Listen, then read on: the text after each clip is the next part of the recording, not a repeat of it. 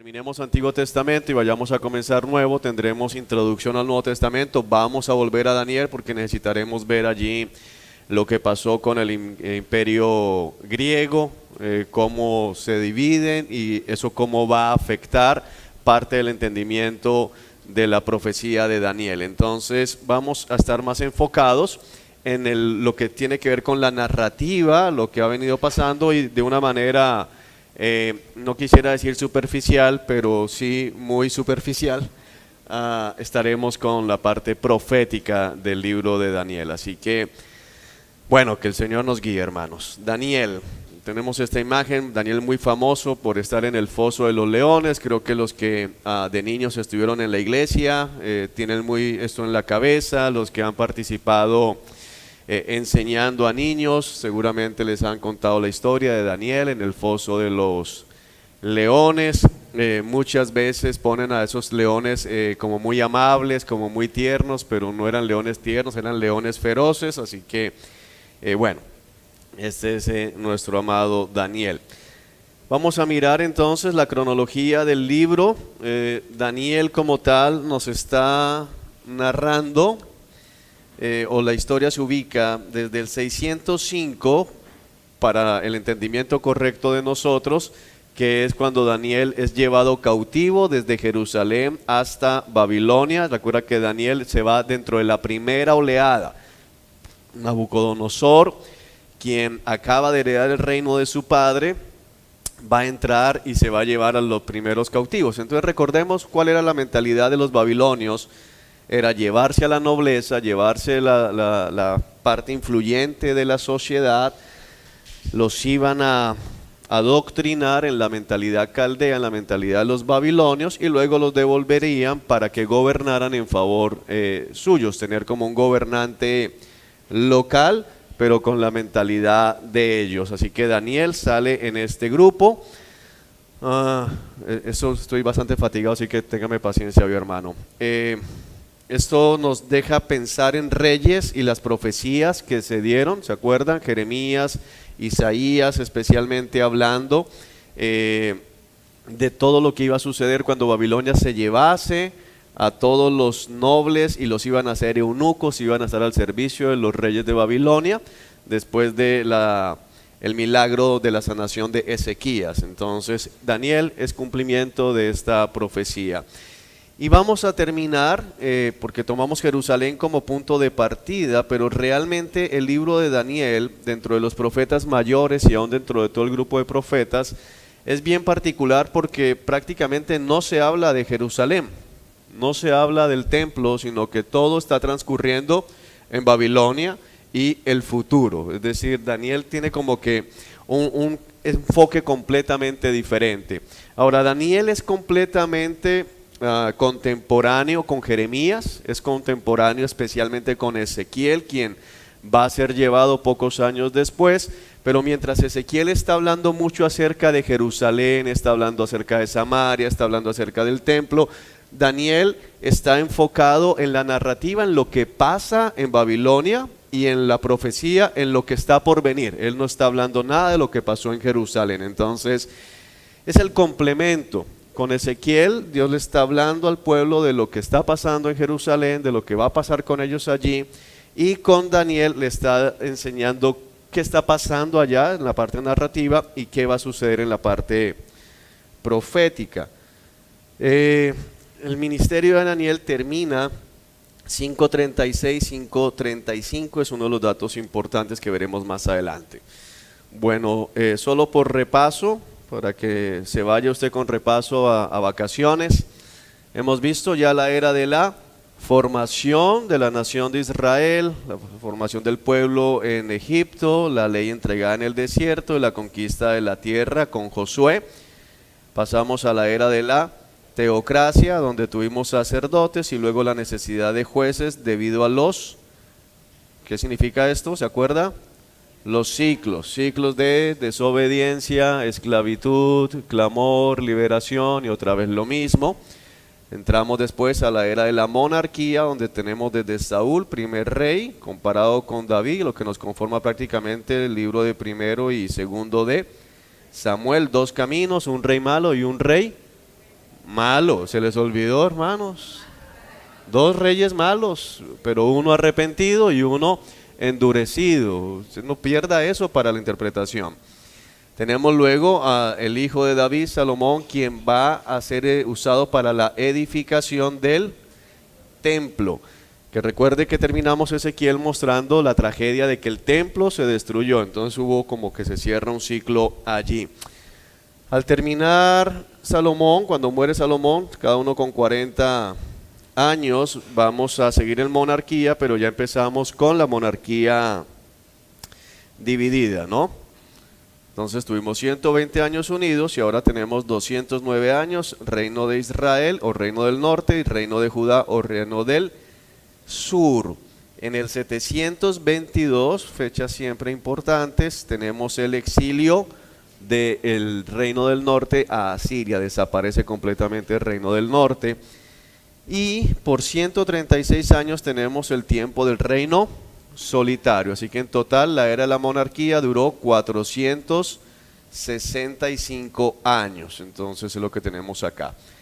586 tenemos la fecha de exilio final, el momento en que cae Jerusalén, el momento en que el templo es destruido, es llevada la última ola de exiliados, son dejados los más pobres de los pobres y van tratando de huir hacia Egipto, donde van a ser alcanzados también por la furia babilónica, pero más que por la furia babilónica, por el juicio de Jehová.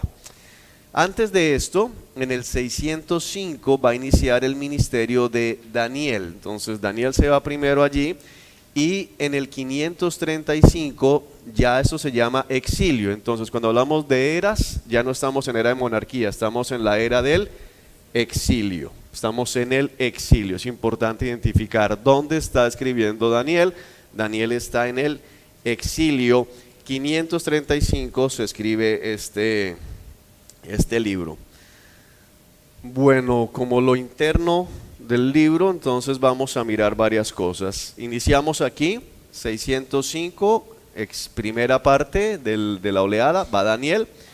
El reino que está todavía, ya está sometido, pero está todavía un rey allá en Jerusalén, es el reino del sur, Judá. 597 va a ser llevado Ezequiel, quien va a iniciar su ministerio en el 594. 586, caída de Jerusalén. Y una cosa importante es que el ministerio de Daniel dura 70 años, del 605 al 535. Finaliza 536, 535 y se escribe en el 535. Exactamente 70 años dura el ministerio de Daniel y es muy importante ver esto porque son 70 años los que Dios anunció a través de Jeremías que iba a durar el exilio. Entonces como que a través de Daniel Dios acompaña al pueblo durante esos 70 años. Ellos están sin el templo, ellos ya no están en la tierra prometida, pero el Señor es fiel y les ha dado un hombre fiel que los está acompañando por 70 años. El ministerio de Ezequiel va a terminar mucho antes, pero el ministerio de Daniel dura exactamente 70 años como tal. Datos 516, terminación del templo de Zorobabel, que eso lo veremos en los otros profetas menores como tal, que nos completarán los otros 70 años. Datos importantes del relato de Daniel, se va a anunciar en Daniel, no solamente, mejor dicho, Jeremías dice que van a estar 70 años en el exilio, hasta ahí. Pero a través de Daniel, el Señor les informa que la ciudad va a ser reconstruida. Es importante eso, es decir, Dios todo lo va anticipando. Entonces, a través de Jeremías dice cuánto tiempo y a través de Daniel dice cuál va a ser o señales que van a darse. Entonces, a través de Daniel él les dice va a haber una orden de reconstrucción de la ciudad. Esa orden no va a llegar inmediatamente, pero va a llegar. Esa orden sale en el 446, 445, es la fecha que vamos a tomar exactamente nosotros, que lo veremos en el libro de Nehemías. Entonces, ¿qué más tenemos acá? importante que trataremos de explicar un poquito hoy, las 69 semanas y la última semana para completar 70 semanas. El imperio griego va a conquistar al imperio medo-persa en el 332 y el imperio romano iniciará incursiones en el 229 y se va a tomar como fecha en que ya no está Grecia sino está Roma desde el 146 antes de Cristo. Es decir que las 69 semanas están incluyendo imperio medo-persa, están incluyendo imperio griego y están incluyendo imperio romano.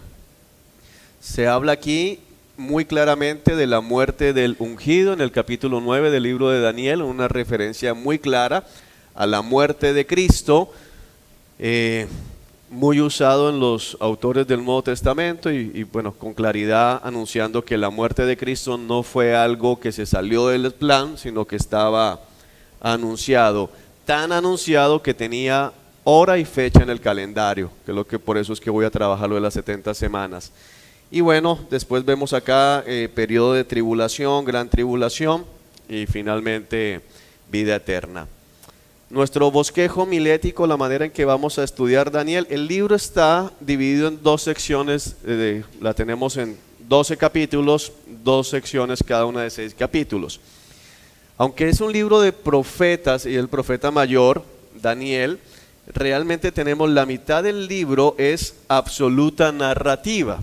Podríamos incluirlo en un sentido un libro histórico porque la primera parte del libro es narrativa. Diferencia con los demás libros, no estamos hablando nada de Jerusalén ni del templo, estamos hablando básicamente la vida de Daniel en Babilonia, es lo que estamos viendo, la vida de Daniel y en un pasaje, sus 3 amigos, Sadrach, Mesach y Abednego, nombres que se les dieron a ellos, en Babilonia.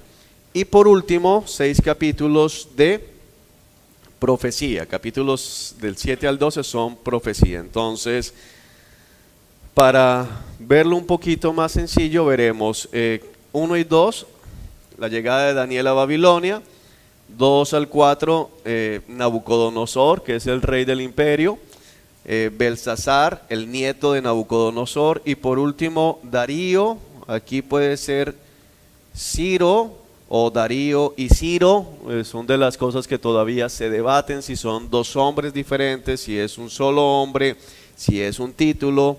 Entonces bueno, miraremos algo allí. Y en la profecía, aunque no vamos a entrar a fondo, se puede ver de la siguiente forma, si usted quiere estudiarla. 7 y 8, bestias y cuernos, es de lo que está hablando Daniel. Vi bestias y vi los cuernos y del cuerno salía otro cuerno, eso lo vamos a ver en Apocalipsis también, pero sobre todo en escatología. Las 70 semanas del capítulo 9 que vamos a explicarlas, una visión de la gloria de Dios y por último la bestia, que esta bestia, anticristo y tribulación, esto es Apocalipsis. Bueno, esa es la manera en que podríamos ver el libro de Daniel. Entonces, bueno, hablemos un poquito de quién es Daniel y qué pasa con Daniel. Uno de los exiliados de Judá es llevado muy joven. Se cree que Daniel nace justo cuando está terminando el reinado de Josías, el último rey que fue justo, que hizo esta reforma. Y ya sabemos después de él los 4 reyes que continuaron, todos perversos, no hubo nada bueno allí. Muy joven es llevado, se cree que fue llevado entre los 13 a los 15 años, exiliado a Babilonia, y eso le añade importancia al relato narrativo, porque es muy joven y sin embargo se va a parar muy firme a no ceder a las exigencias de los babilonios. Entonces Daniel para nosotros es un libro muy pertinente en su narrativa porque nos enseña que es posible vivir en santidad en medio de un mundo pagano. Nos enseña que no necesitamos crear una ciudad cristiana a la cual nos vamos a las montañas. Ese ha sido el intento de algunas denominaciones a lo largo de la historia. Hoy en los Estados Unidos se tiene todavía una comunidad, los Amish, no sé, alguno tal vez ha escuchado de ellos o ha leído algo de ellos, incluso hay películas que tratan de mostrarlos, una comunidad que vive separada completamente del mundo. De hecho, por ahí hay un libro muy bueno, se llama Cava Más Hondo, de Joshua Harris. En sus primeros capítulos habla un poco de Rumpinska, si no me falla la memoria, que es una práctica de los Amish.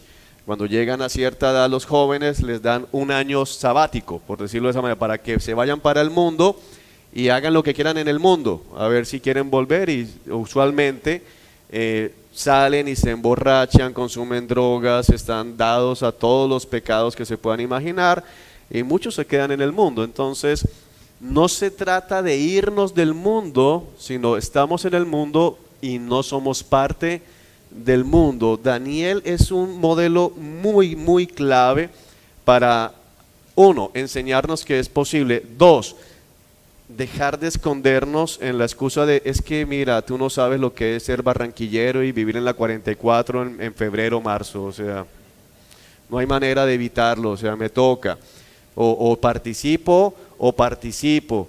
Tú no tienes idea, mi empresa, si yo no salgo disfrazado de Rey Momo, ¿qué va a pasar?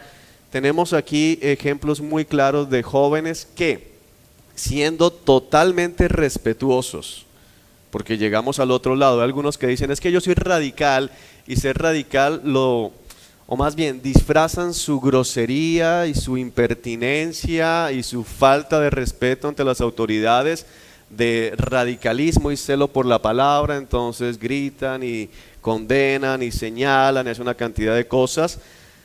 Daniel, Sadrad y Abednego, con todo respeto, se mantuvieron firmes. Con todo respeto dijeron, no vamos a ceder a aquello que va en contra de la palabra de Dios. Pero en todo lo demás, cumplieron. Entonces, alguna vez hablaba con alguien que me decía que creía que lo habían echado para la gloria de Dios de su trabajo. Y entonces, bueno, ¿qué hiciste? No, porque yo llego a la empresa y yo llego a predicar y me voy de puesto en puesto predicando, y no, te echan por vago, porque tu trabajo te llevan a trabajar. O sea, siéntate en tu cubículo, siéntate en tu puesto de trabajo y trabaja para la gloria de Dios. Es muy triste, pero hoy muchas personas dicen yo no contrato cristianos porque son flojos, porque son irresponsables, y se excusan en la espiritualidad. Se excusan en la Biblia para decir es que como yo no hago parte del mundo, no me interesa ser el bueno aquí. No, una cosa es que nosotros no estamos deseando ser ricos, y otra cosa muy diferente es patrocinar la negligencia. Un cristiano debe esforzarse por ser la persona más diligente de su empresa. Debe ser el mejor, esforzarse por ser el mejor, no por ser rico, sino porque su rey demanda que lo representen bien. Si eso le trae riquezas, gloria a Dios. Si no le trae riquezas, gloria a Dios. Pero muchos dicen, como yo no quiero enriquecerme, yo no me esfuerzo. No, eso es mentira, eso es pereza. Entonces los creyentes debemos ser personas que nos esforzamos por ser excelentes en todo lo que hacemos, porque dice la palabra del Señor, todo lo que hagan, háganlo como para la gloria de Dios.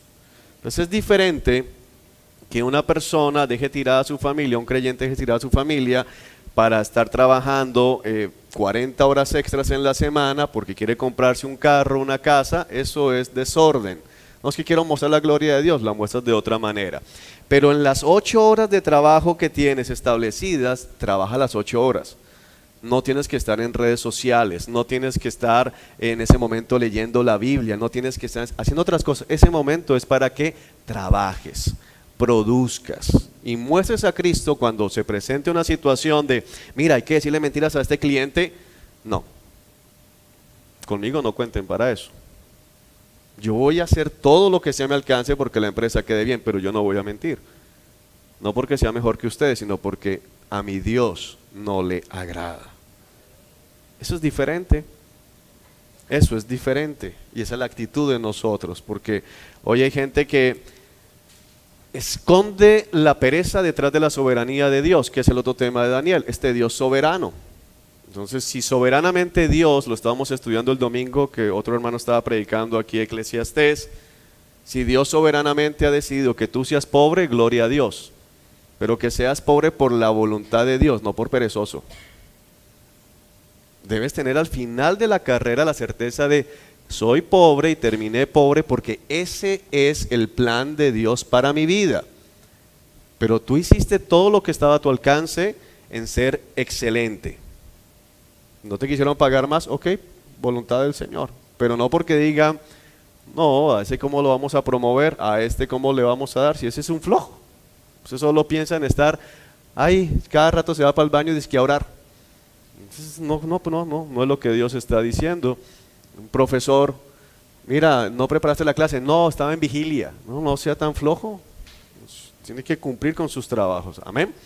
Bueno, entonces Daniel es un libro que nos va a dejar ver en la primera parte cómo es posible vivir en santidad en medio de la iniquidad, cómo es posible ser luz en medio de la oscuridad. Y ese es el foco de la narrativa de Daniel.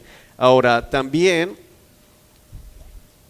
el libro de Daniel nos va a mostrar la soberanía de Dios. Es un libro como no tiene par en declaraciones muy contundentes acerca de la soberanía de Dios. La veremos en el capítulo 4, Nabucodonosor, que Nabucodonosor no es un gobernante como los de ahora. Piensa en el presidente de los Estados Unidos y tiene poder, pero no tiene poder como el que tenía Nabucodonosor. De hecho, se cree que fue estos últimos gobernantes mundiales que tuvo un poder absoluto y en una muy vasta extensión de tierra, de naciones como tal. De ahí para adelante hay reinos, pero ya no son tan fuertes, ya no hay tanta concentración de poder en un solo hombre, y es importante que comprendamos esto para darle mucha más fuerza a la narrativa, porque cuando Sadrach, Mesach y Abednego están diciendo, sepa usted, oh Nabucodonosor, no se lo están diciendo a tu vecino, no se lo están diciendo a Perico de los Palotes, se lo están diciendo al último hombre que según los historiadores seculares ha acumulado el poder absoluto sobre una gran vasta extensión de tierra y de gente. Es decir, era un hombre con un poder incomparable humanamente hablando. Ya no se tiene eso. Ahora, aún cuando hay reyes o sus reinos son pequeños y aún están expuestos a que hay gente que limita su accionar de una u otra manera. No era el caso de Nabucodonosor. Entonces Dios va a hablar mucho de la soberanía. Entonces entendamos, Daniel está en el exilio, el pueblo está en el exilio, ya Jerusalén es cosa... está bajo el dominio babilónico, falta, todavía no ha llegado al 586, el momento de la destrucción de Jerusalén, y Daniel nos va a relatar el momento en que Nabucodonosor va a comportarse como una bestia. Usted lo leyó, ¿cierto? Entonces 7 años estuvo Nabucodonosor viviendo como una bestia salvaje. El hombre más poderoso sobre la tierra se está jactando y Dios lo humilla y lo hace pensar como un animal, le quita el entendimiento y lo hace vivir como un animal. ¿Cuál es el propósito de eso? Decir simplemente, mira a Dios cómo humilla a Nabucodonosor. No, hay un mensaje que es el que necesitamos entender, y el mensaje es: si Dios es tan soberano para hacer que Nabucodonosor coma hierba, no se corte las uñas, viva en el campo abierto por 7 años, comiendo grama, caminando en 4 patas, cuando Nabucodonosor recupera el conocimiento y va y aplasta Jerusalén, ¿quién estuvo detrás? Y ahí es donde, espérate un momento, porque lo que yo leí en Reyes y lo que yo leo en la historia me dice que en Jerusalén le abrieron el vientre a las embarazadas, le sacaron los bebés y los estrellaron contra las rocas, que a las mujeres las violaban, que a hombres los descuartizaban. ¿Quién estuvo detrás de todo eso? Y ahí es donde decimos, me parece bien que Dios es soberano para poner a Nabucodonosor a comer hierba, Pero cuando Dios es soberano para usar a Nabucodonosor y traer justicia en tu casa, porque el punto de Daniel es ese. El punto es que los israelitas entendieran algo: no se me ha salido de control el gobierno. Sigo estando tan en control que al hombre que estoy usando para esto, lo puse a comer hierba 7 años hasta que reconoce que yo soy Dios. ¿Creen ustedes que se me salió de las manos cuando se fue para Jerusalén y la destruyó? ¿Creen ustedes que se me salió de las manos cuando le abrió el vientre a las embarazadas? ¿Creen ustedes que se me salió de las manos cuando cortó el suministro de comida por 3 años? Esa es la pregunta. Eso es lo que está respondiendo el Señor a través de la narrativa de Daniel. Y para nosotros es muy importante, lo comento a veces con la iglesia. Hablamos de la soberanía de Dios y nos parece la soberanía de Dios bien cuando está en la casa del vecino. Escuchamos a una persona que está sufriendo, que está padeciendo, que tiene dificultades, y que le decimos: Dios es soberano. Pero cuando Dios está en la sala de tu casa, no nos parece tan chévere la soberanía del Señor.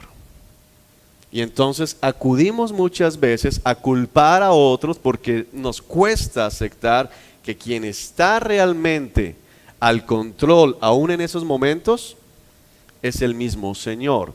Ahora, por un lado eso te puede llenar de terror y es necesario que le temas a Dios, pero por otro lado te debe dar absoluta confianza, porque nos va a enseñar Daniel, como lo va a ampliar el Nuevo Testamento, por ejemplo en la carta a los Hebreos, que Dios nos azota, pero si nos azota es porque somos sus hijos, y cada cosa que Dios hace, por eso dice el apóstol Pablo, que todo obra para el bien de los que estamos en Cristo Jesús. Es una frase que utilizan mucho hoy para decir que siempre voy a estar creciendo en dinero, creciendo en salud, creciendo en una cantidad de cosas, pero el tema en el contexto del Nuevo Testamento es: la enfermedad obra para tu bien, la ruina económica obra para tu bien, la enfermedad de tu hijo obra para tu bien, la muerte de un ser querido obra para tu bien. En la esclavitud, en otros sentidos, obra para tu bien. ¿Por qué? Porque te hace más dependiente de Dios, te ayuda a ser moldeado a la imagen de Cristo Jesús. Y entonces cambia bastante el entendimiento de esa frase, y es lo que está trayendo Daniel desde acá. ¿Por qué? Porque al final de Daniel, al final del exilio, la idolatría, por lo menos esa idolatría rampante, desapareció. Y entonces podemos entender al salmista. Salmo 119 dice: me hizo bien el sufrimiento, porque me ayudó a temerte. ¿Diríamos eso nosotros? Somos una generación que no quiere y no acepta el sufrimiento. Pensamos que Dios no es capaz y que no debe permitir sufrimiento en sus hijos, pero la Biblia dice todo lo contrario. Entonces Daniel nos habla bastante de este tema. Bueno, vayamos a la guía. Uno de los libros más atacados, ya hablamos de eso en Ezequiel, así que no voy a profundizar mucho. Y es muy atacado porque en la parte profética Daniel está anunciando con lujo de detalles los imperios por venir. Entonces recuerda que Israel tuvo al principio, cuando estaba allá en su tierra, y al principio tenía enemigos, pero eran pueblos pequeños: los filisteos, los de sirios, los amorreos, en fin.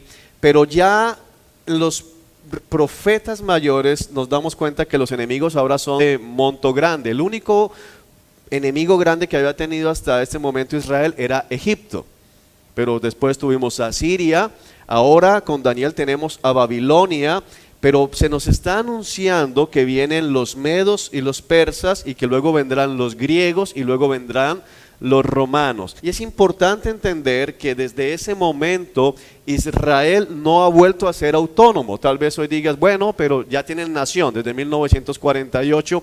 Sin embargo, si te das cuenta, no tienen libertad en su propio territorio. Su ciudad está dividida en 3. Hay partes de la ciudad de Jerusalén que ellos no pueden entrar. Entonces no están viviendo en lo que podrían estar viviendo.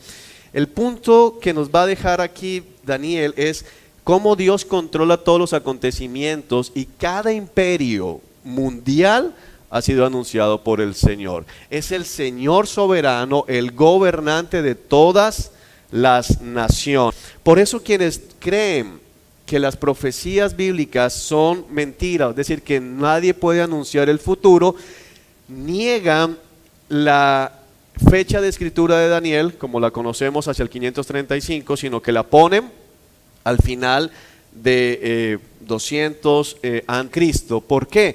Porque es demasiado exacta. Entonces aún la descripción, por ejemplo, la estatua de oro, el oro era el metal característico del imperio babilónico. Pero bueno, alguien podría decir, finalmente Daniel estaba en Babilonia. Pero resulta que después llegaron los persas, que eran caracterizados, y usted puede estudiar historia secularmente, y se conoce a los medos persas como el imperio de la plata. Y en la estatua, los medos y persas se ven por la plata.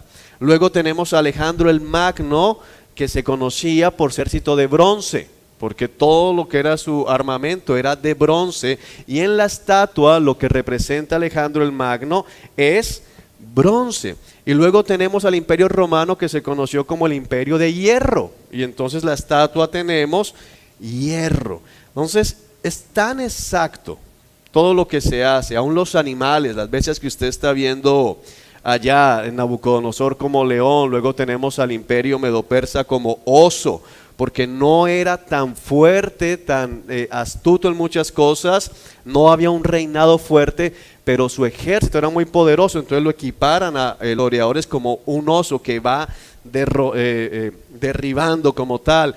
Vemos a Alejandro Magno, el imperio griego, como un leopardo. En 10 años conquistó casi todo el mundo conocido. Dicen que llegó un momento en que Alejandro Magno, dicen los historiadores, se sentó a llorar, porque ya no había nada más para conquistar. Se sintió deprimido. En 10 años conquistó todo el mundo conocido. Entonces Daniel lo está anunciando como un leopardo con alas. Entonces tenemos realmente a Dios y mostrando al romano como una bestia que devora y ni siquiera puede asimilar, le quedan costillas entre los dientes, que crece mucho pero no logra solidificar. Entonces es tan exacto que el ataque de este libro ha sido, no se escribió allá, Daniel no existió. Por eso es que hicimos hincapié en que Ezequiel nos lo nombra 3 veces hablando de Daniel, hablando de Noé, hablando de Job. Bueno, ya conocemos el contexto histórico, entonces no vamos a entrar más allá, usted tiene su guía, así que no vamos a gastar el tiempo leyendo esta parte. Bueno, el tema, Dios es el Dios de toda la tierra, el propósito, mostrar un panorama rápido del dominio gentil hasta el establecimiento del reino de Dios sobre la tierra. ¿Por qué decimos esto? Porque pasamos en la parte profética por todos los imperios y vamos a llegar hasta el final. Recuerda que la estatua de Nabucodonosor, ve Daniel, que cae una roca que derriba la estatua, una roca soltada por mano humana, una roca que lógicamente representa a Cristo, que es la roca que viene a ser el imperio eterno. Entonces hasta el final se nos está hablando. Daniel es un libro que habla muy claramente al final de la resurrección. Descansa ahora, Daniel, hasta que llegue el tiempo en que todos se van a levantar tumbas. Entonces cuando se encuentra Jesús con los saduceos que negaban la resurrección, están negando la misma escritura. Entonces no es un concepto neotestamentario la resurrección, es un contexto que viene desde el Antiguo Testamento. Por eso el autor de Hebreos dice que los del Antiguo Testamento preferían morir porque esperaban una mejor vida, una resurrección, una patria eterna, una patria celestial. Entonces bueno, ya tenemos esto y ya vamos de una vez a entrar en nuestra vista panorámica. Capítulo 1, versículo 8, que hace parte de lo primero, de la parte narrativa, la historia de Daniel allí en Babilonia. Miremos, vamos a la escritura. Se llevan a Daniel, lo tenemos acá. Durante el 3er año del reinado de Joacim, rey de Judá, llegó a Jerusalén el rey Nabucodonosor. El Señor le dio la victoria Es importante porque usted va a estar viendo constantemente esto, lo vimos en Reyes y lo seguimos viendo acá. No es que Nabucodonosor fuera muy fuerte, aunque era muy fuerte, es que Dios le dio la victoria. Dios lo hizo fuerte, Dios hizo que Jerusalén fuera débil en ese. Entonces, así que se los llevó, los tesoros, dice las cosas sagradas del templo de Dios, los llevó a Babilonia y los puso en la casa del tesoro del templo de su Dios. Entonces arranca con el panorama más oscuro. Ya fue saqueado el templo. No ha sido destruido, pero fue saqueado. Y para un israelita, imaginarse el templo, los objetos sagrados del templo, en el templo de los dioses de Babilonia, es una cosa terrible, es una gran tragedia. Son los objetos sagrados, los objetos que si lo tocaba alguien diferente a un sacerdote, ¿qué pasaba? Moría, y ahora lo tienen los paganos en su como un objeto más. Cosa terrible con lo que está arrancando Daniel. Ahora tenemos la orden, que es el modelo que estudiamos de Babilonia. Se le ordena que ponga a los jóvenes, dice aquí, algunos jóvenes de la familia real y de otros nobles, y se le dice, bueno, selecciona solo a jóvenes sanos, fuertes y bienos. Le dijo, asegúrate que sean instruidos en todas las ramas del saber, que estén dotados de conocimiento y de buen juicio y que sean aptos para servir en el palacio real. Enseña a estos jóvenes el idioma y la literatura de Babilonia. Así que lo que comienzan a hacer es este proceso de adoctrinamiento. Vamos a tenerlos acá, les vamos a enseñar a pensar como un babilonio, a ver que Babilonia es buena para que trabajen para nosotros, pero la gente piensa que es alguien local. O sea, hasta este punto, el plan de Nabucodonosor, humanamente hablando, no era destruir Jerusalén. El plan de él era ¿cuál? Vamos a estos muchachos, los devolvemos a Jerusalén y se nos vuelve una provincia productiva para el imperio. Pero Dios ya había decretado la caída. Quiero que entiendas esto. Antes de esto, a través de Isaías y a través de Jeremías, Dios ya había dicho, Jerusalén va a ser destruida. Nabucodonosor no es esto, por eso que estamos viendo esta parte, y luego vamos a ver a Nabucodonosor con mente de animal, y luego a Nabucodonosor derribando y destruyendo Jerusalén, porque el plan de Dios se impone, porque Él es soberano. Esa es la palabra clave, ¿ok? El rey les asignó una ración diaria de la comida y del vino que provenían de su propia cocina.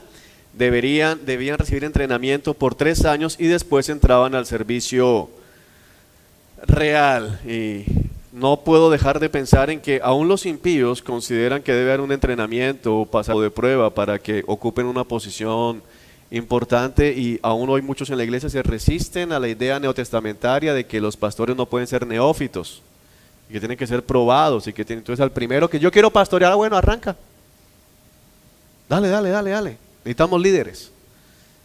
Bueno, Días, Misael y Azarías fueron 4 de los jóvenes seleccionados, todos de la tribu de Judá. El jefe del Estado Mayor les dio nuevos nombres babilónicos: Belsasar, Sadrach, Mesac, y Azarías lo llamó Abednego.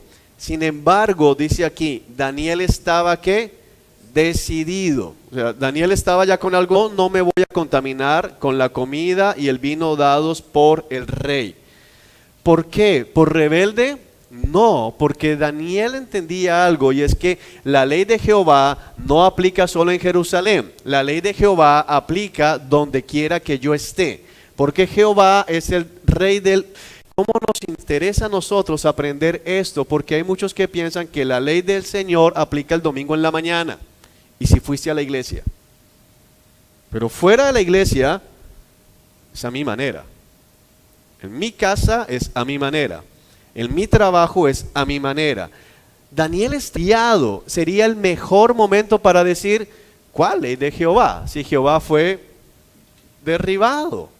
¿Cuál Jehová? Si los objetos sagrados de Jehová están en el templo del Dios de estos hombres, venga la comida, que venga el vino.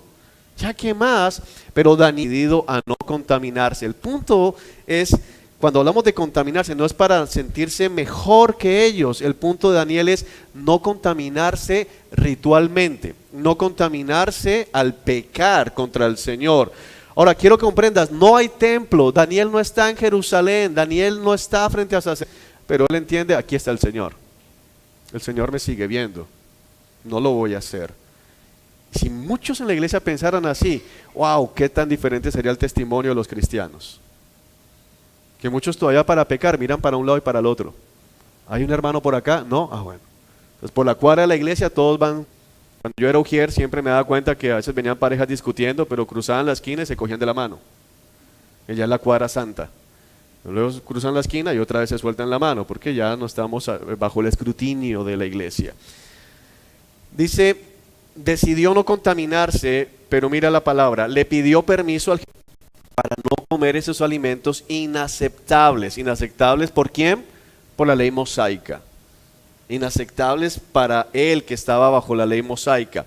Ahora bien, Dios había hecho que el jefe del Estado Mayor le tuviera respeto y afecto a Daniel. O sea, otra vez que estamos viendo, aún en ese pagar Dios. Pero respondió, tengo miedo de mi señor el rey, quien ordenó que ustedes comieran estos alimentos, beban de este vino, si se vuelven pálidos y delgados, en comparación con los que están comiendo y tomando el vino, me van a cortar la cabeza. Pero Daniel vuelve a hablar con él y le dice, bueno, hagamos una prueba, déjanos durante 10 días una dieta de agua y luego nos comparas y tomas una decisión. ¿En quién estaba confiando Daniel? ¿En que tenían en Babilonia unos super vegetales? No, Daniel estaba confiando en el Señor, quien honra a quienes le honran. Eso es lo que estaba haciendo Daniel. Entender algo, no vino una palabra profética a Daniel. Daniel simplemente dice, no lo voy a hacer. Y si adelgazamos y nos matan, es que nos maten. Pero no vamos a desobedecer la palabra del Señor. Lo hemos hablado y solo por dejarlo claro, no saque, hermano, de aquí dieta sana. No hay ningún mandato aquí. Si usted quiere sacar un principio aquí, el principio es obedece al Señor donde quiera que estés. Obedece al Señor donde quiera que estés. ¿O qué sucedería si empezamos aquí en Colombia la época de la persecución y se prohíbe la iglesia, ya no se pueden congregar, tú digas lo que quieras? ¿O sigues obedeciendo al Señor? Sales del país en un viaje de trabajo, de vacaciones, no hay cristianos por allá que te conozcan, haces lo que quieras o sigues siendo el Señor de tu vida. Entonces ese es el punto de Daniel. Conocemos la historia y finalmente cuando estos jóvenes están mejor, Dios ha obrado milagrosamente y se ven mejor que los que estaban así. Así que se asombra y adicionalmente Dios le da a estos jóvenes aptitudes excepcionales para comprender todos los aspectos de la literatura y de la sabiduría. Y a Daniel particularmente Dios le dio, entender Dios le dio, porque no es Daniel, es ¿quién? Dios, como dice Eclesiastés, Dios da la sabiduría a quien Él quiere dársela. Dios le da el poder a quien Él quiere dárselo. Si tú eres sabio para algo, no te jactes porque no lo creaste tú. Dios te dio la sabiduría. Si alguien tiene sabiduría, no la adquirió él por sí mismo. Dios se la quiso dar. Ese es el punto. Dios le da sabiduría, capacidad especial de interpretar el significado de visiones y sueños. Ok, finalmente los ponen al servicio y dice que cada vez que el rey los consultaba, estos cuatro, sobre cualquier sabiduría y juicio equilibrado, los encontraba 10 veces más capaces que todos los magos y brujos de su reino. O sea, ahí estaba Daniel sirviendo al lado de brujos, sirviendo al lado de magos. Hay gente que dice, por ejemplo, yo no puedo trabajar en la alcaldía porque hay corrupción. Bueno, tú sé el honesto. No puedo trabajar en tal lugar porque todos allá son, bueno, tú sé esto. Ahora, no uses esto para decir, yo voy a ser el mesero del bar que no se emborracha. No, en el bar no. En la discoteca no. O sea, no vayas a sacar esto para otra cosa que no es lo que está diciendo. Porque hay cada oveja en el rebaño del...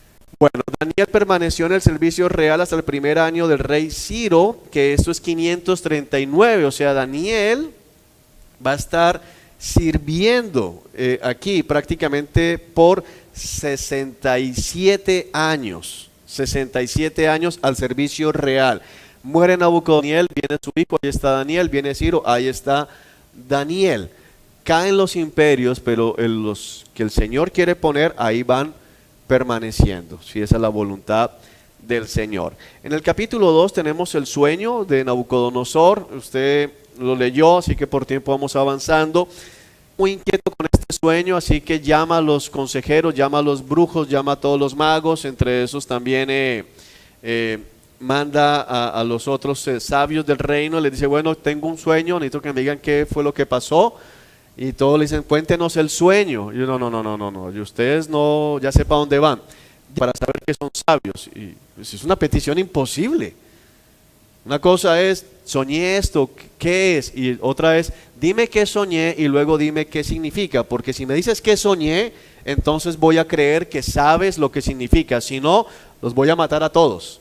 Y Nabucodonosor tenía el poder para matarlos. Estos hombres lógicamente se asustan, dicen, lo que usted está pidiendo no lo ha pedido ningún rey, y tienen razón, pero Nabucodonosor es Nabucodonosor. Y más que Nabucodonosor, Dios está detrás de esto para hacer sobresalir a Daniel sobre todos los demás y mostrarle a Nabucodonosor que el Dios de Daniel, fue el que permitió que él saqueara el templo. Entonces viene la explicación de la estatua. Aquí está. Bueno, ¿qué hizo Daniel cuando se enteró de que el rey había mandado a matarlos a todos? Le dice que, muchachos, Ananías, Misael y Azarías, y le rogó que pidieran al Dios del cielo que tuviera misericordia, les revelara el secreto para que no fueran ejecutados junto con los demás sabios de Babilonia. Y esa noche Dios le revela el misterio a Daniel en una visión. Tenemos la oración de Daniel de exaltación y luego la interpretación. Pero mira esto, sabios. ¿A quién está protegiendo también Daniel allí? A los brujos y a los magos. Misericordia. Daniel no viene a decir, mata a todo ese poco de brujos, ven acá, yo tengo, no mates a nadie. Daniel no se cree mejor que ellos. Daniel entiende que lo que tiene lo tiene por los, y está exiliado. Él sabe, somos culpables también, somos pecadores. De hecho, Daniel comprende algo, mi pecado, nuestro pecado es peor porque ellos no conocen a Jehová, nosotros conocemos a Jehová y aquí estamos. Muy rápidamente somos nosotros esos impíos, que caiga fuego. La Biblia, tú la lees y no la obedeces muchas veces. Es misericordia, compasión. Amén.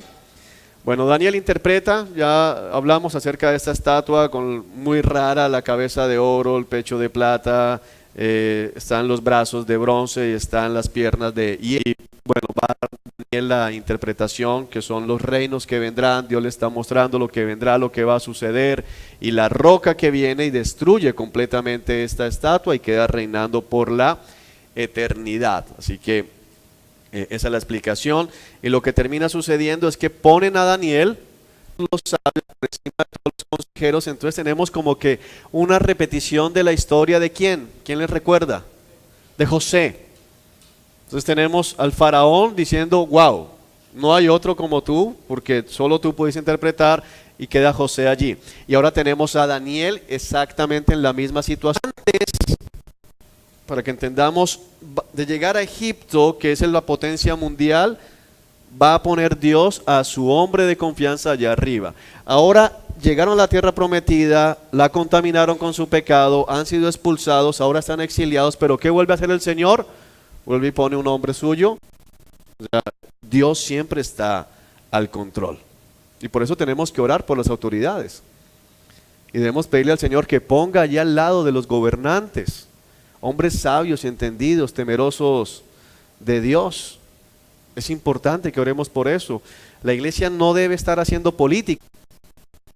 Son dos cosas diferentes. No debemos estar aquí haciendo política, ni traer a los políticos al púlpito, ni estar promoviendo candidatos, pero debemos orar por los gobernantes.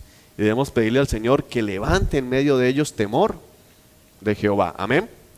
Bueno, entonces eso es lo que va a capítulo 3. El horno de fuego, uno de mis pasajes favoritos de Daniel. Después de esto, de este relato, porque esta primera parte va siendo como cronológica, Nabucodonosor manda levantar una estatua de oro. Entonces, no solamente la cabeza, sino toda la estatua. Es decir, yo permanezco acá. Y ordena que todo el mundo adore la estatua. Dice que el que no adore la estatua, cuando suenen los instrumentos musicales, ¿qué le va a pasar? Va a ser arrojado a un horno en llamas. Una de las dificultades, la pregunta es, ¿y dónde está Daniel? Daniel no aparece en el relato. Dice que todo el mundo adoró la estatua cuando sonaban los instrumentos, a excepción de Sadrach, Mesach y Abednego, los tres amigos de Daniel. Pero no se nos nombra a Daniel. Algunos han llegado a concluir, Daniel también dobló la rodilla, pero la Biblia no nos... Hay duda, no sabemos qué pasa con Daniel.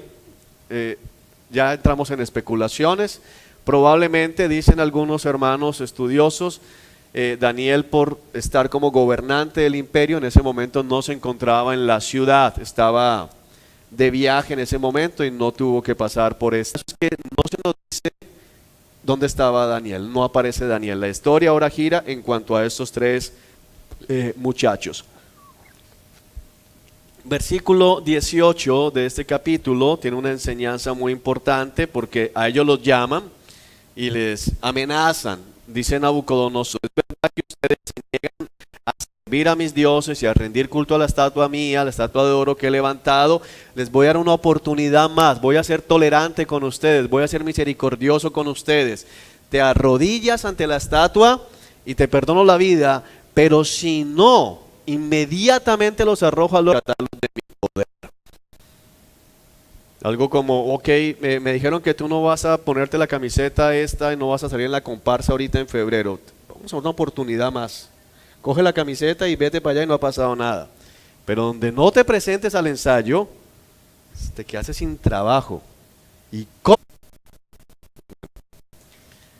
Sadrach, Mesach y Abednego contestaron: oh Nabucodonosor. Y este "oh" es respetuoso.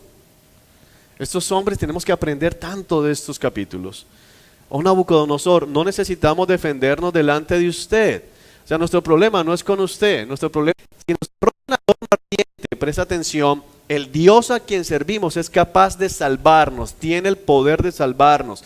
Él nos rescatará de su poder, su majestad. Siguen siendo humildes y respetuosos.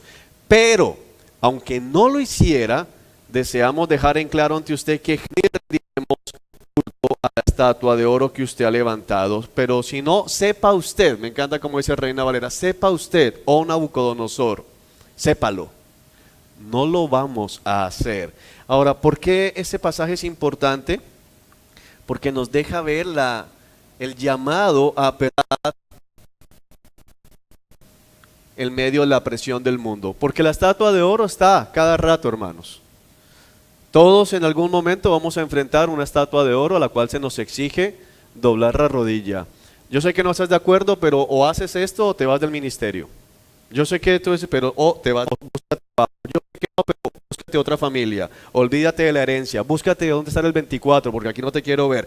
Tantas cosas, tantas estatuas que se nos van a presentar y que cada vez van a ser mayores.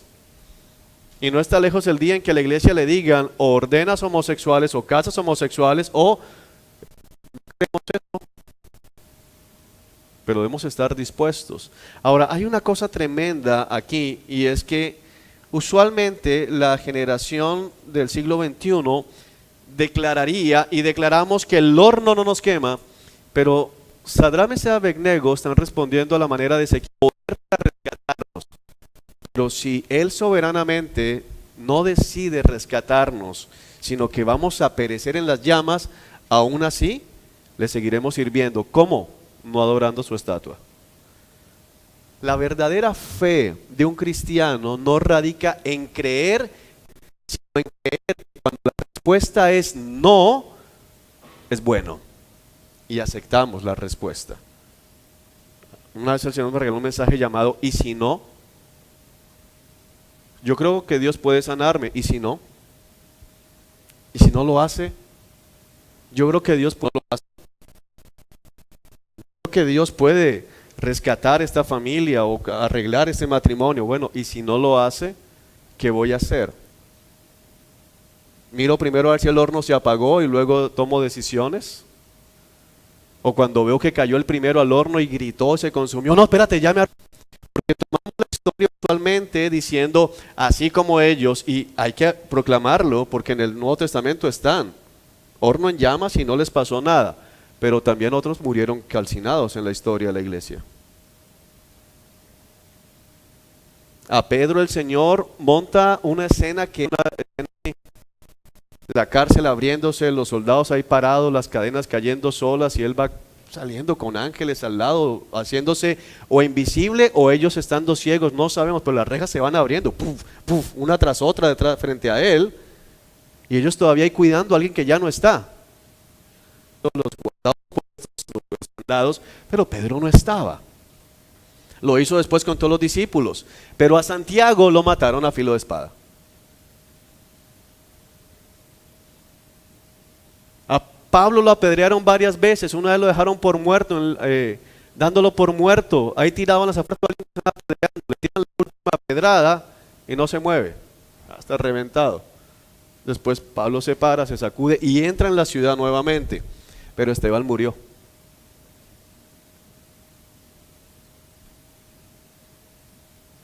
El punto es, Dios decide. Sí, Timoteo no.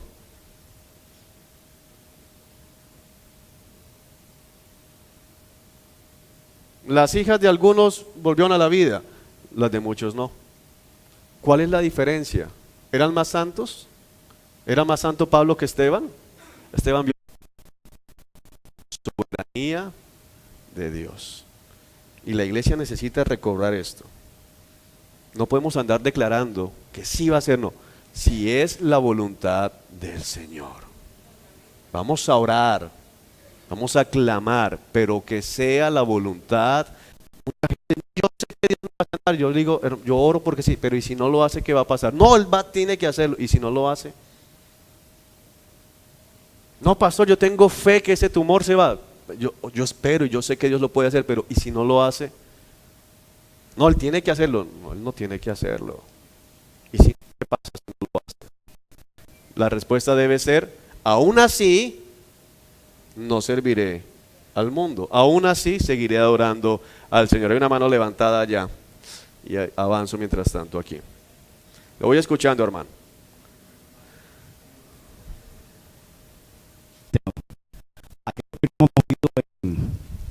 En la doctrina de la prosperidad, Ujú. que eso digamos, uno lo escucha frecuentemente, ¿no? Esas declaraciones de que van a ser sanos, ¿ya? En el nombre de Jesús. Sí. La inquietud mía es si Dios es soberano, ¿verdad? Pero también Dios es fiel a su palabra, ¿verdad? En muchos versículos, eh, Él dice que Él va a traer sanidad y medicina y que nos curará. Entonces, ¿cómo nosotros ser equilibrados cuando damos una palabra o siempre hay que declarar sobre todo la soberanía de Dios?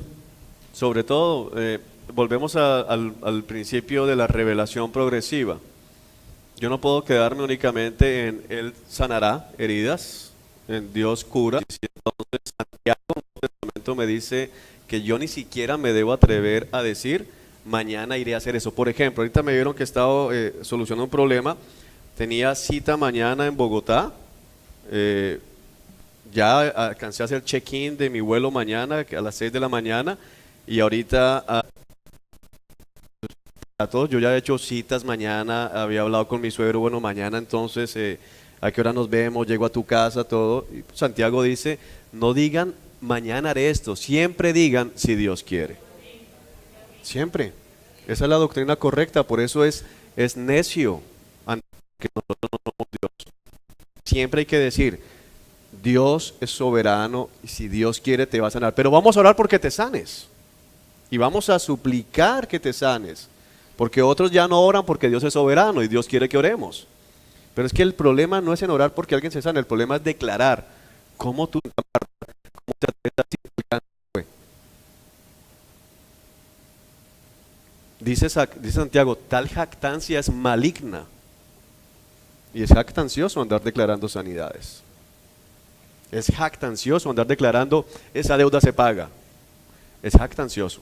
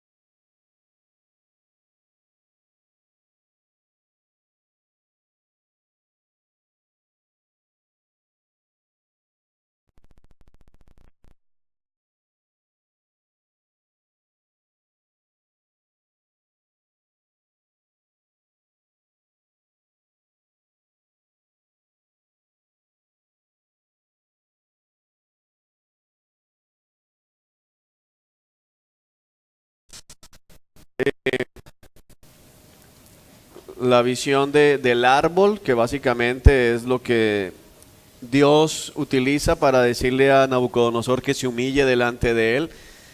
Y bueno, cuando Daniel va a explicar el sueño, está atemorizado porque en el fondo Daniel sigue siendo patrón de compasión, patrón de desear el bienestar aún de los que no son creyentes. Entonces se le muestra lo que va a suceder, se le dice que se le va a humillar, se le va a expulsar de la sociedad humana, pero en el versículo 28, sin embargo, todas estas cosas ocurrieron al rey Nabucodonosor. 12 meses más tarde, el rey caminaba en la terraza del palacio real en Babilonia, y mientras contemplaba la ciudad dijo: miren esta grandiosa ciudad de Babilonia, edifiqué esta hermosa ciudad con mi gran poder para que fuera mi residencia real a fin de desplegar mi esplendor. Este mensaje es para ti, ya no eres gobernante de este reino, serás expulsado de la sociedad humana y vivirás en el campo con los animales salvajes y comerás pasto como el ganado durante 7 periodos de tiempo, vivirás de este hasta que reconozcas que el Altísimo gobierna los reinos del mundo y los entrega a cualquiera que él elija. Y el tema aquí vuelve a ser ¿cuál? Dios soberano. Dios soberano. Él entrega el reino a quien él quiera, no a quien quiera, no a quien quiera para vivir el reino, sino a quien él quiera. Es muy importante esto, porque esto echa abajo toda idea de que podemos todos los cristianos ser ricos, de que todos podemos tener empresa propia. Él hace empresario a quien él quiera, a quien él quiera. Si alguno ve en la chinita, no es mi intención ofender, pero quiero poner los ejemplos. A quien él quiera, porque si usted no entiende eso, usted va a vivir frustrado. Va a vivir frustrado. ¿Y cuándo me llegará el día? ¿Y cuándo? Y entonces cara y dice y desata. Nunca va a estar allá, tal vez nunca, o tal vez va a terminar allá, si es la voluntad del Señor, a quien Él elija, a quien Él quiera. Se cumplió la sentencia, se nos describe literalmente que fue expulsado de la sociedad humana, comió pasto como el ganado, lo mojó como las garras de un ave.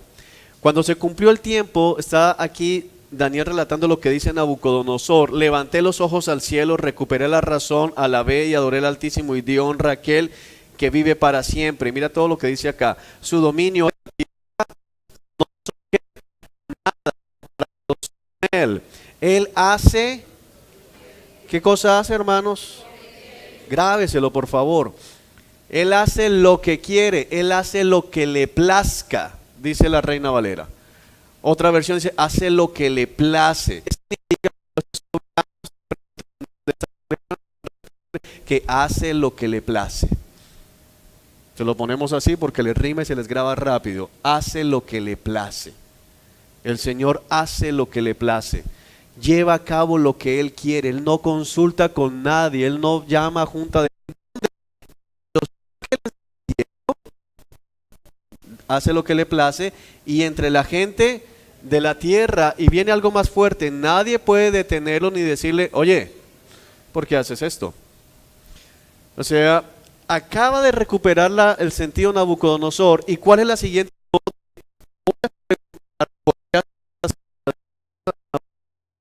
¿Sino hacia quién?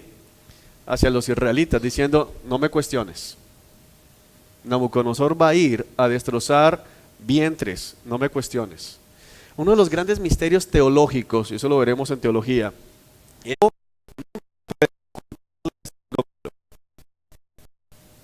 porque al ver esto, muchos pueden decir: o sea, Dios es el mayor asesino, Dios es el que hace toda esta crueldad. Dios es soberano. Dios utiliza a Nabucodonosor para hacer esto y luego va a castigar a Nabucodonosor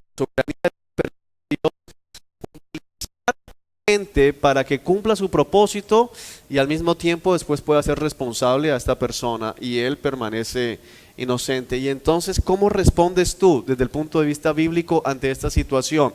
Cada vez que alguien se levanta a decir: pero ¿por qué Dios permite?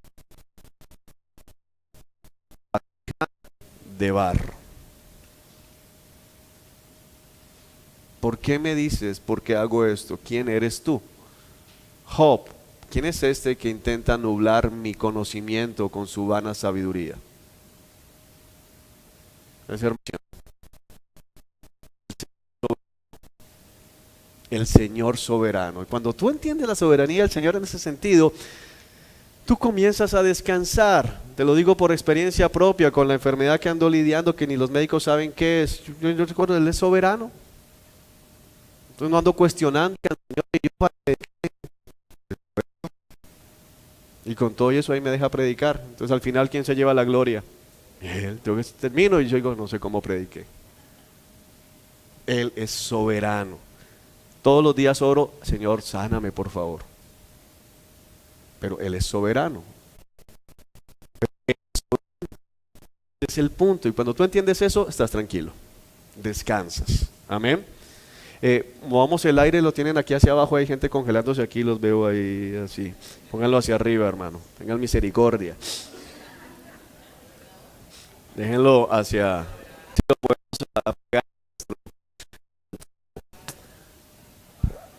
Ok.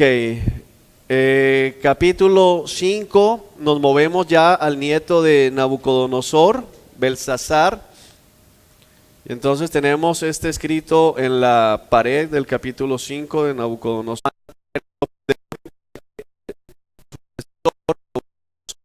Su abuelo había sacado el templo de Jerusalén y pone a sus amigos a beber en las copas consagradas. Así que mientras que están en este relajo, sale una mano, y dice que vieron los dedos de una mano humana que escribía a Daniel, pero luego que están así asustados, entonces su madre le dice, bueno, hay un hombre en el que están los espíritus de los dioses. Ella sigue hablando en términos paganos, que en tiempos de Nabucodonosor, él era el que interpretaba todas las cosas.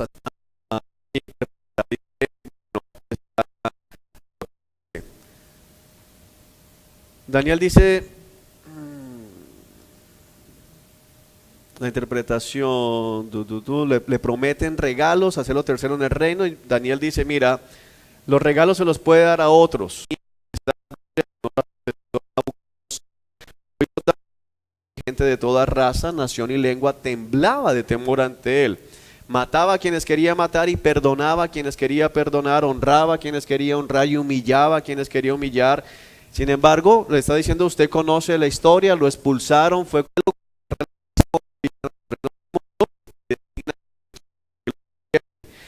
y entonces viene la advertencia, oh Belsasar, usted sabía de todo esto, pero aún así no se ha humillado.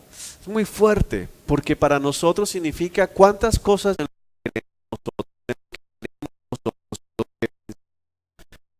nosotros, después de todo lo que sabemos.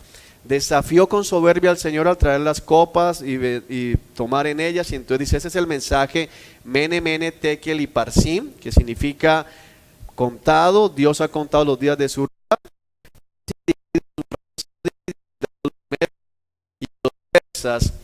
Entonces, por orden de este rey, que le acaban de decir que su reino acaba de terminar, y él no entiende, él sigue nombrando un tercero allí en el reino, y pone a Daniel, le pone el mantos púrpuras, una cadena de oro, y lo proclama.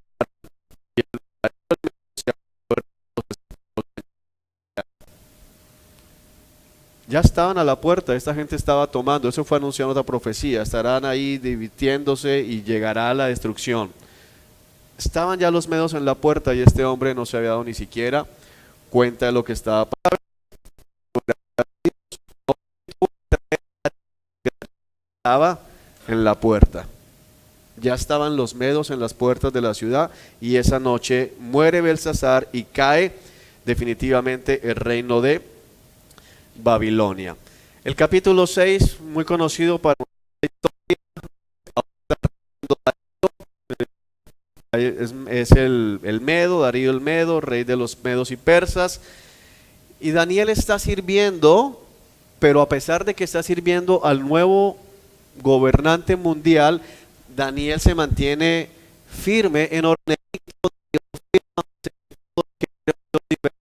al rey Darío, entonces tiene que morir. Y Daniel lee el edicto y ¿qué hace?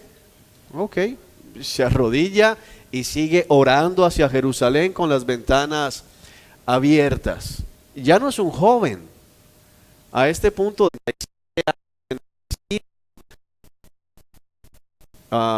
Daniel en este momento debe estar rondando los 80 años.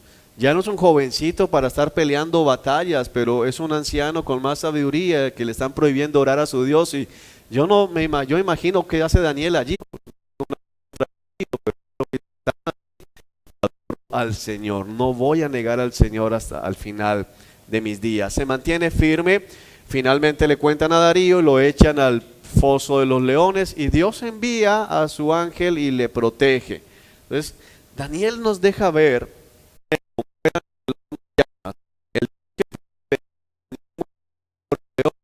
también podría impedir que Babilonia entre a Jerusalén. Entonces el punto es ese. Los que mueren, mueren porque Dios lo permite, y los que viven, viven porque Dios lo permite.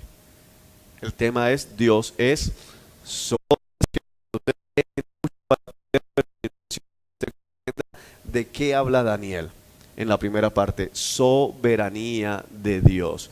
Y las profecías que vienen a continuación hablan exactamente de lo mismo. Dios es soberano, es el Dios que controla el curso de todos. Los que hicieron la trampa son echados, y dice que apenas iban cayendo, ni siquiera llegaron al suelo, los leones ya los habían matado, igual que los hombres que estaban tirando a Sadrach, Mesach y Abednego, se acercaron a la puerta.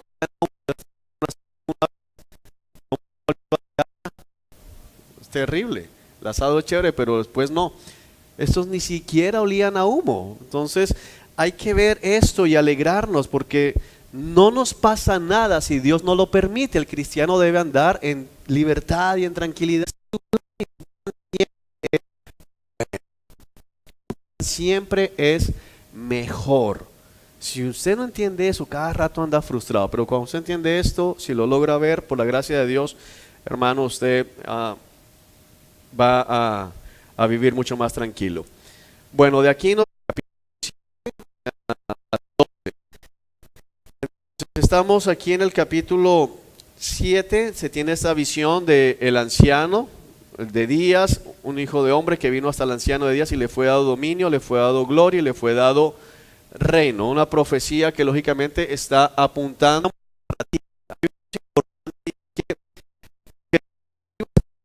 es decir, capítulo 1 al capítulo 6 son cronológicos. Arrancamos con la llegada a Babilonia, el momento en que ellos son puestos, ellos cuatro, en posiciones de gobierno, el momento es que Daniel es puesto por encima de los demás, el momento en que son probados Sadrach,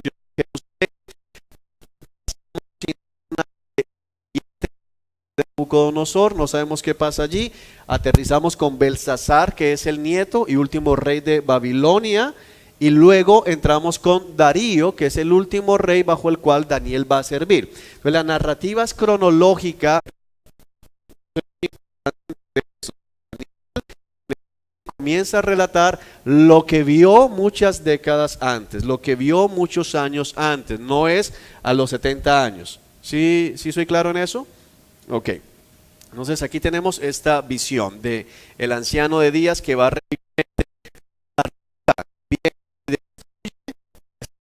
este dominio eterno, y Cristo es la roca en el sentido de veterotestamentario. Antiguo Testamento, la referencia a la roca, no siempre, usted ya estudió hermenéutica básica, pero en este punto es a tratar de ver con detenimiento. Entonces vamos al capítulo 9 y luego tratamos de explicar. Así.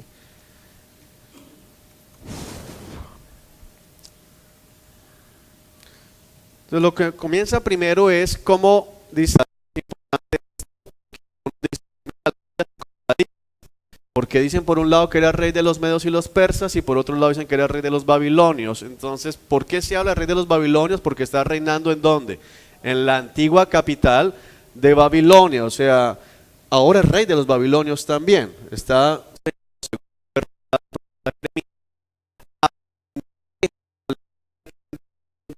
70 años. Entonces, mensaje importante, Daniel era un hombre que dedicaba su vida también ¿a qué? A estudiar la palabra. ¿Cómo podemos entender lo que debemos hacer? Estudiando la palabra. No hay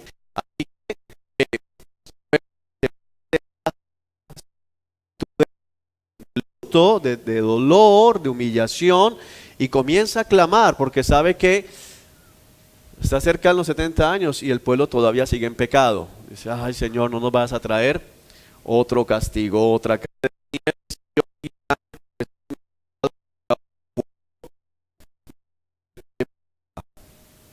No es algo ahí de por ponerlo. Daniel es un hombre como cualquiera, también pecaba. Rogándole al Señor mi Dios por Jerusalén, su monte santo, mientras oraba Gabriela, quien había visto en la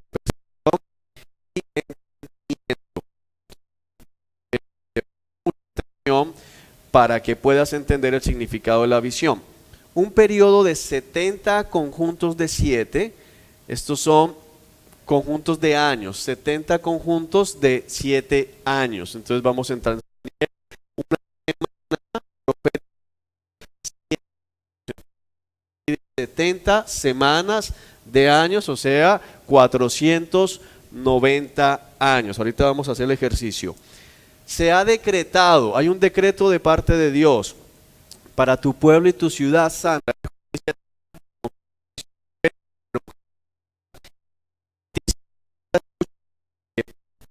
7 conjuntos de 7 más 62 conjuntos de 7 desde el momento en que se dé la orden de reconstruir Jerusalén hasta que venga un gobernante, el ungido. Jerusalén será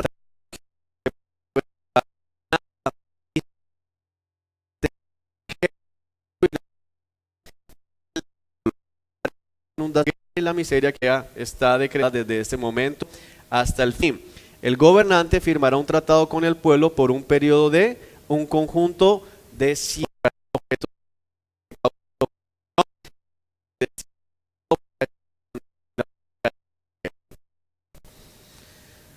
Vamos a escribir. 70 semanas es lo que está diciendo Daniel. 70 semanas, cada semana de...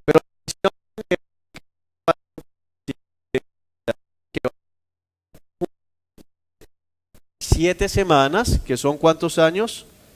49, y luego un conjunto de, ¿cuántas dijo? 62 semanas, entonces tenemos 62 y 7, ¿cuántas semanas?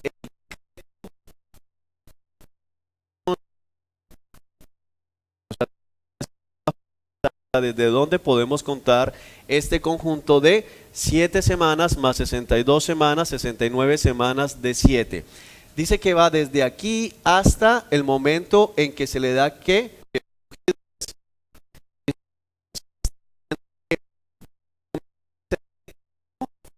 construir Jerusalén hasta el monte Calvario han pasado 69 semanas. ¿Me van siguiendo hasta ahí? ¿Vamos bien hasta ahí? Ok. Entonces, ¿qué tenemos que determinar?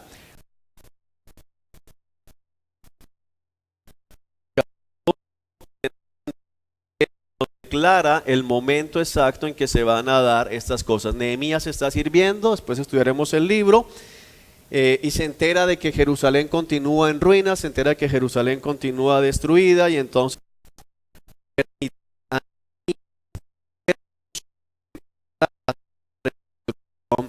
del templo, entonces del templo no, de la ciudad. Entonces miremos acá. A finales de otoño del mes de Quislao, Artajerjes, entonces esto en calendario como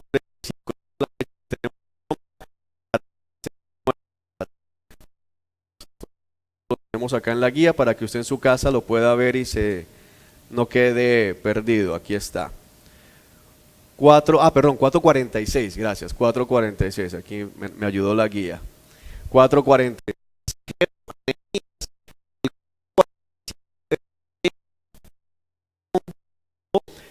Que va firmado por el rey una carta para que se pueda reconstruir Jerusalén y las provincias que están alrededor paguen todo lo que se necesite para que se reconstruyan las murallas.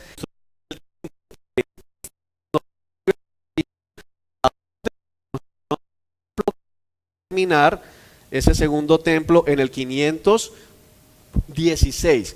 Pero aquí estamos hablando del 445, que es la orden para reconstruir la ciudad, que es precisamente...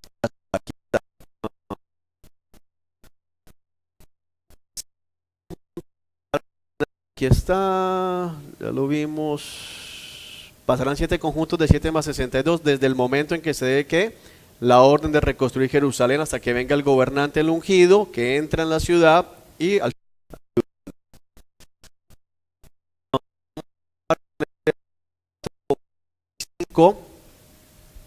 es el año en que se da la orden de reconstruir Jerusalén.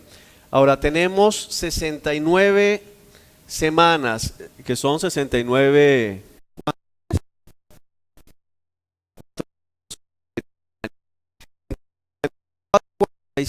antes de Cristo. Si a 445 le restamos 483, porque vamos hacia allá, dice que desde aquí hasta la muerte del ungido van a pasar 483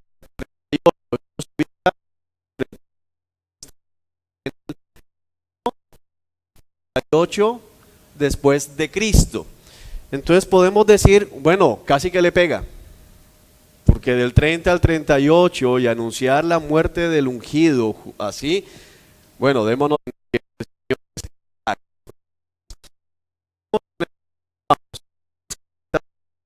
Y es que primero del 445 antes de Cristo al 38 después de Cristo no hubo año cero. Es decir, el calendario nuestro pasa del año -1 o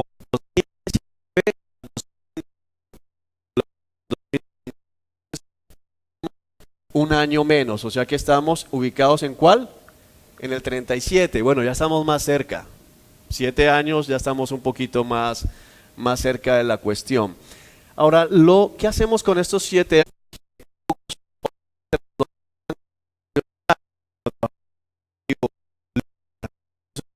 Casi nunca salen. 40 semanas, pero 40 semanas no me lleva hasta allá, porque 9 por 4, 36, pero son 40 semanas lunares. Son lunares. ¿Y por qué son lunares?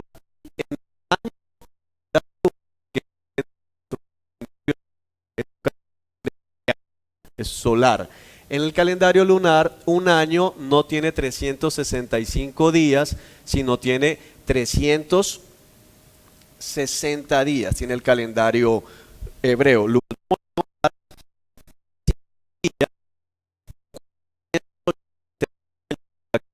Sobraron 5 días. Entonces, 483 por 5, ¿cuánto da? 2415 días.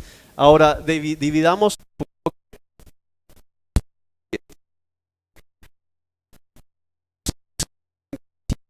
menos 6.7, estamos en 30.3.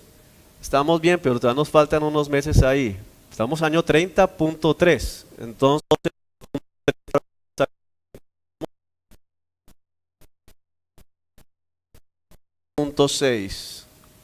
3.6 meses.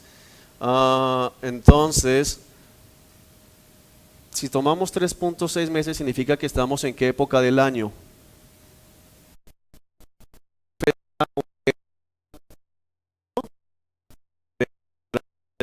Está ahí, entre marzo y abril. Daniel anuncia en el 580 tal vez antes de Cristo, que Cristo va a morir en marzo.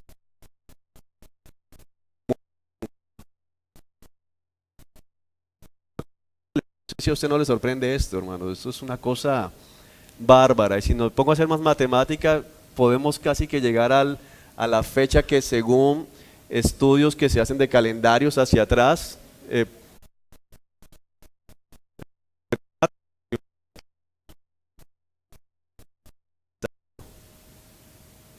3 meses, 3.6 meses. Sí, pero ya está comprobado que Jesús no nace en el año 0.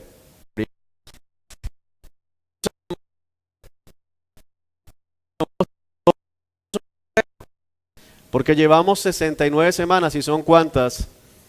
70, entonces vamos a volver allí.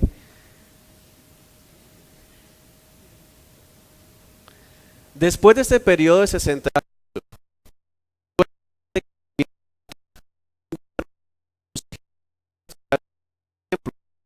inundación, guerra y la miseria que acarrea, está decretada desde ese momento hasta el fin. El gobernante firmará un tratado con el pueblo por un periodo de un conjunto de, pero al cumplirse la mitad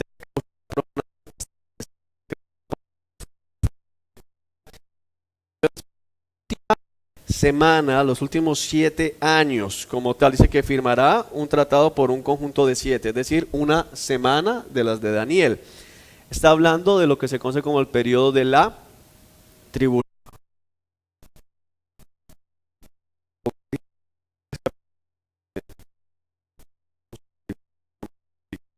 Apocalipsis capítulo 11, versículo 3. Juan está hablando de lo que ve, dice, mientras tanto yo daré poder a mis 2 testigos, ellos se vestirán de tela áspera y profetizarán durante esos 1260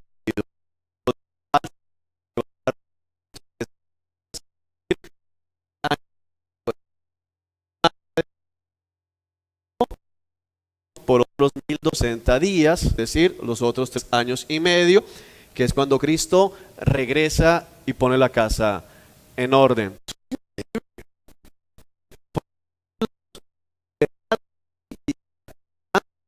Daniel, porque es que la exactitud de Daniel solo puede obedecer a que el Dios que inspira esto en verdad gobierna todo. No hay otra explicación.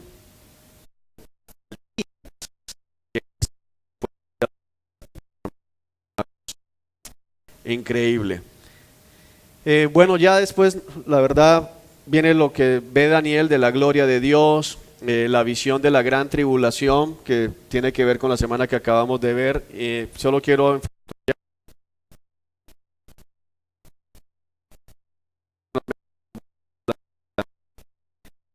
en ese tiempo, dice tiempo del fin, se levantará Miguel, el arcángel, que hace guardia sobre tu nación. Entonces habrá un tiempo de angustia como no lo hubo desde que existen las naciones.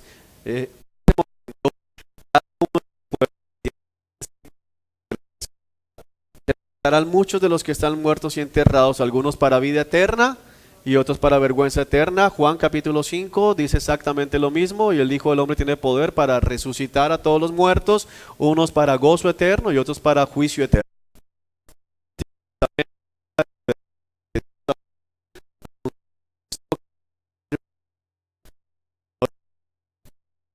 Más el panorama, y Juan en Apocalipsis, ya, aquí está todo, hermanos. Amén. Bueno, sigamos aquí.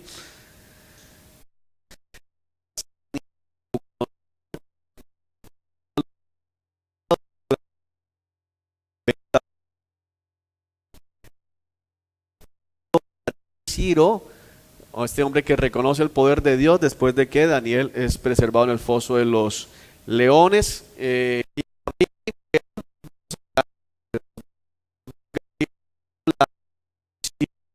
De las 70 semanas, y Miguel, que lo vemos luchando. Hay unas luchas allí con potestades, y lo vemos como protector del pueblo de Israel.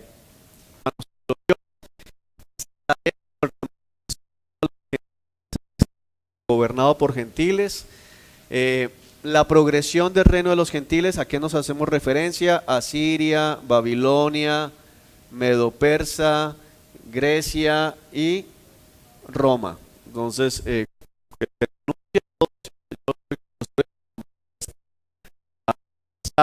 que sigue haciendo exactamente lo mismo al utilizar los utensilios sagrados del Señor.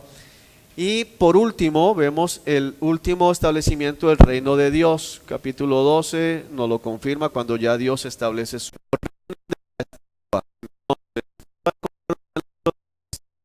Algunos dicen que todo habla de Babilonia. O sea, ¿por qué? Porque luego Nabucodonosor levanta una estatua de oro. Entonces algunos comentaristas dicen eso. Especialmente los comentaristas liberales que no...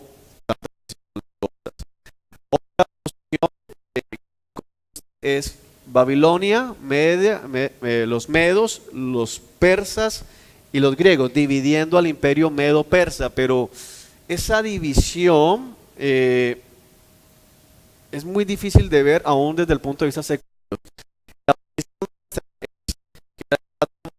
Babilonia, medo-persa, Grecia e incluye a Roma.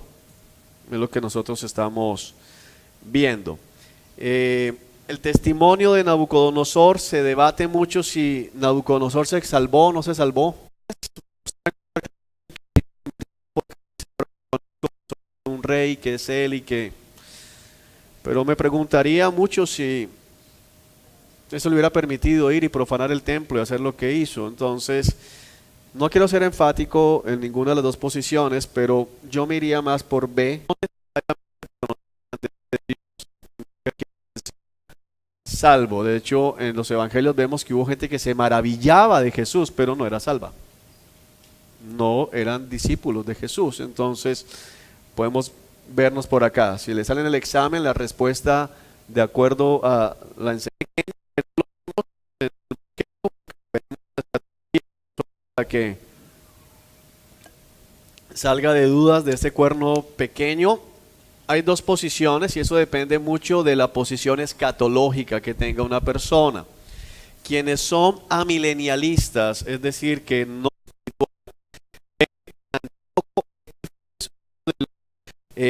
generales que tuvo Alejandro el Magno y sobre los cuales se dividió el imperio griego, este hombre va a profanar el templo antes de Cristo y va a sacrificar un cerdo en el altar.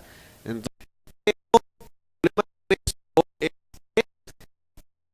en Mateo 24 vuelve a decir: cuando vean la abominación desoladora de la que habló el profeta Daniel, y Cristo dice cuando vean, no dice como vieron. Entonces Cristo lo pone en futuro.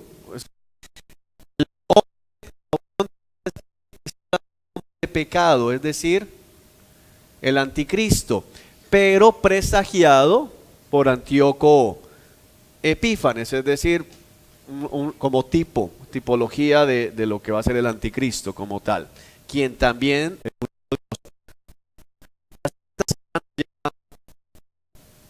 ya lo vimos. Simbólico, no, es literal estas 70 semanas. El punto de discusión entra en de dónde a dónde. Algunos dicen que va de Daniel a Antíoco Epífanes, de acuerdo a la posición amilenialista. Otros de Esdras al Mesías al final de la tribulación, tampoco casa. Y la que nosotros propusimos de Nehemías, reconstrucción de la ciudad, a el Mesías aquí, la cruz, 70 semanas. Daniel, hermanos, hemos terminado Daniel. No sé si hay alguna pregunta, tengo que darle alguna información, pero quiero aprovechar. ¿Alguien levantó la mano por ahí? ¿No?